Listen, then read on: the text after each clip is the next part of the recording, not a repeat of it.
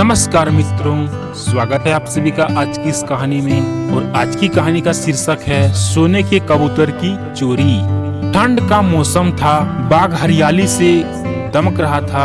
तब ही बादशाह अकबर ने सभापतियों को बाग में दरबार लगाने का हुक्म दिया। हुक्म की तालीम हुई और पूरा दरबार अकबर और बीरबल बाग में बैठे। कबूतर अकबर के आदेश पर बीरबल सभा में न्याय का कार्य देख रहा था। कई लोगों की न्याय याचिका सभा में पड़ी गई, जिनका बीरबल ने अपनी सूझबूझ से न्याय किया। लगभग सारी याचिकाएं पड़ी गई।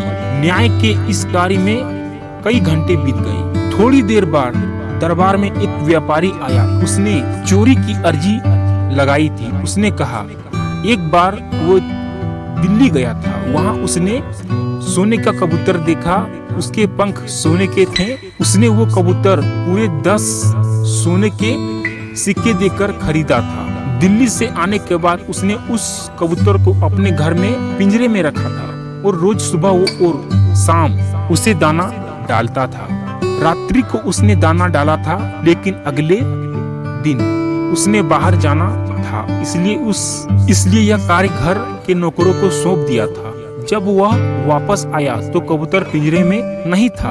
उसे नौकरों पर शक है कि उन्होंने मेरे कबूतर को मार दिया, पर उसके पास कोई सबूत नहीं है। व्यापारी की शक के आधार पर घर के नौकरों को दरबार में लाया गया।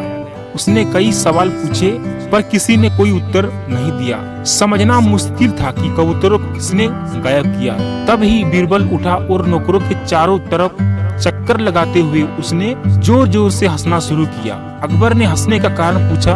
तब बीरबल ने हंसी रोकते हुए बोला, महाराज, चोर तो हम सबके सामने ही है। उसने जब कबूतर को पकड़ा तो कबूतर के पंख उसकी पीठ पर कमीज के ऊपर चिपक गई, जिसे वो हटाना भूल गया और दरबार में आ गया।